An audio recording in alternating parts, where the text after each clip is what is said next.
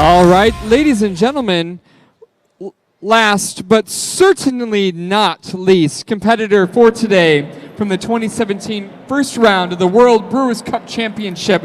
Please put your hands together. Round of applause for the Brewers Cup champion of Austria, Michael Manhart. Round of applause, please. How are you, Michael? Super excited. Yes. Yes, but I'm ready to go. I want to do this now. Let's get it done. Our judges are ready. We'll go ahead and bring them out here to the stage as well too. They will shake your hand, Michael. Super. Best of luck to you today too. Michael again, the Brewers Cup champion from Austria. Michael is here representing himself today.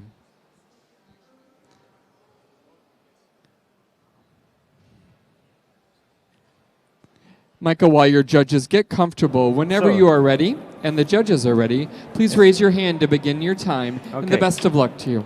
Judges, are you comfortable? Can you hear me? Is the sound okay? Am I loud enough for you? Okay. So, where's the time?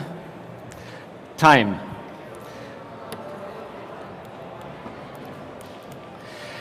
Good afternoon. My name is Michael. I am from Austria, from Salzburg, and I'm very happy and proud to brew coffee for you here today in Budapest amongst all those outstanding contestants from around the world. To make you understand my approach to coffee a little bit better, let me share my story, how I came to brew coffees. It all started in a very small cafe at the banks of the river Salzach in Salzburg, where I got my very first cup of specialty filter coffee. And it was so full of surprising flavors that I immediately embarked on that quest to find those flavors in my cups of coffee as well. So I prepared something for you today. I, as you can see, produced self-made brewing devices, and you could ask why. And there are two answers to this question. The first one is I wanted to use ceramics because ceramics produces a stable temperature profile inside the filter. So not in the kettle, it's important in the filter to me. I have a steady curve from the start temperature to the final brew temperature at the bottom of the filter bed. Reason number one. Reason number two is I wanted to reduce the extraction time a little bit.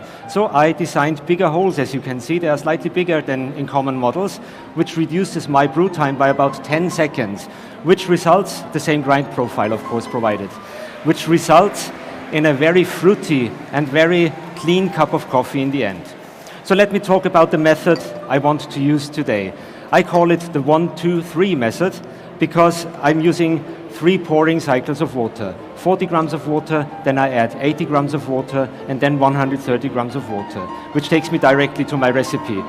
My recipe is 16 grams of ground coffee, coarse ground coffee, and I sift out the fines below 600 micrometers to make those flavors we get of that not available in your cups today. Then I use 250 grams of water, as I said, and this water is at 94 degrees in the kettle, which reaches, there's a fly, I don't want that in your filter, which reaches a final brew temperature of 92 degrees in the bottom of the filter bed. The water I'm using, going to the ingredients, is the most prominent part of the coffee, is third wave water. It is water which is formulated to get as close as possible to the recommendations of the Specialty Coffee Association. And then I have coffee, of course. And I've been inspired in some of my competitions by Ruben Scardelli already, and I asked for a surprising coffee, and that's what I got. This is utmost surprising to me. First of all, the region where this coffee comes from. This coffee is from Uganda. It's of the Nyanza-land variety, which is a very old variety, which was taken in from Tanzania, which is down here via Lake Victoria into Uganda, and it's planted by a lot of farmers there traditionally, so it's a very old variety of coffee. It grows above the Sipi Falls, which are at the slopes of Mount Elgon. Mount Elgon is the oldest extinct volcano in Eastern Africa, providing those mineral-rich soils, which of course affect the flavors in the cups then in the end. Everything flourishes there. And the next important point on this map is the equator is here. That's where the farm is. It's just 150 kilometers of that farm, and that's very important, as you will find out very soon. So let me tell you a little bit more about those surprises I found getting this wonderful coffee. This coffee, as I expected actually from Uganda, is a washed coffee, but no, it's a natural dry fermented coffee. This fermentation style was introduced and developed by Ruben Scardelli together with the people of the Mzungu project directly in Uganda. The next surprise actually was the altitude where this coffee comes from. And now imagine 2,380 meters above sea level. And it's not just the coffee which comes from that altitude, the whole farm is up there.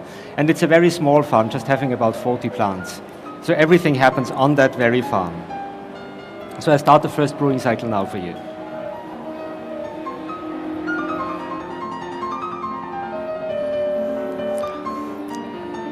Surprises. This coffee is full of surprises. So, Nyanzaland variety, natural dry fermentation, all done directly on the farm. Also, the drying of the fermented cherries happens at that altitude. And as you can imagine, this influences the intensity of the flavor of that coffee. It grows very high anyway. And then we have all those additional variables which are done on this coffee. So it gets really very, very intense in the end. Very intense, yes, flavors. I always concentrate while I'm pouring, which takes me a little bit out of concept. Sorry for that. So the third pouring cycle, I add another 130 grams of water to get this balanced cup in the end, doing those 3 pouring cycles.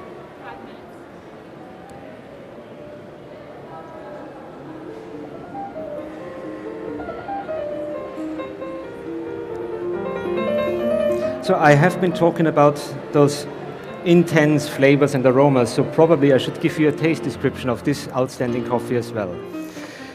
The aroma, which gets to your nose. First, there is a scent of magnolia with its lovely spiciness and sweetness at the same time. Then you will find black cherries and molasses. And above everything hovers the beautiful flavor, aroma. It's everywhere. It supports you throughout the whole cupping process of beautiful red wines coming from the process this coffee underwent. The flavors you will find when you try that coffee. I said the black cherries are there in the aroma. It's again back in the flavor. Then you find dried prunes. You also find strawberry in that cup. And when it cools off, a berry is added. It's the fresh cranberry, which contains this beautiful bitterness. If you remember fresh cranberries on your palate, they have this beautiful bitterness.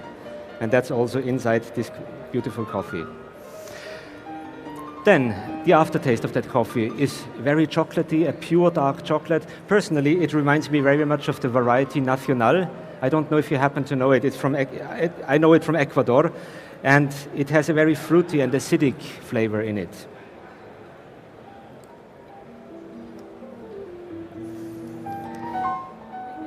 The cup has a high acidity. It's a malic acidity, which comes from red apples, which are slightly oxidized already. Very lovely on the palate.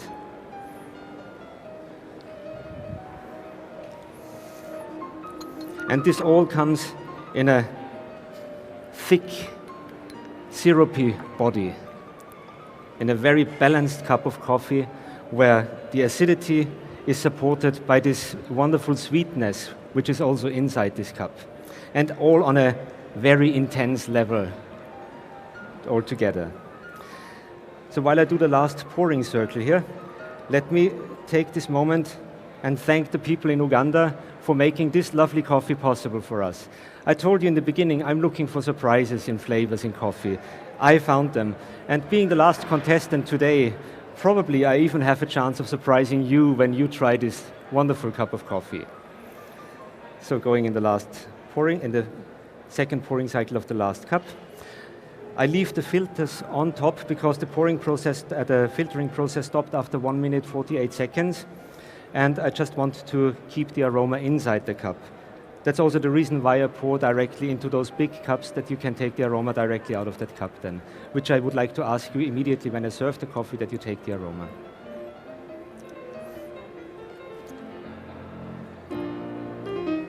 And the last pouring cycle, filling up to 250 grams of total water using this third wave water, which I tried actually many times, different waters, and this just supported the natural flavors of this wonderful coffee best. And as I said, it's a very special coffee which has a very interesting history as well. It's probably also important to say that it has also a very interesting roast profile done by the roaster, which is an extremely light roast profile. So really extremely light, I've been told. I'm not a roaster. So I will start serving your cups now, and as I said, please take the aroma immediately, and I hope you are surprised. I hope I can give you that gift in the end of the day.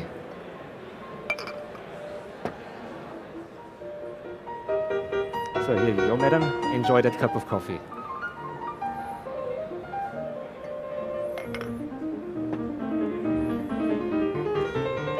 Sir, enjoy.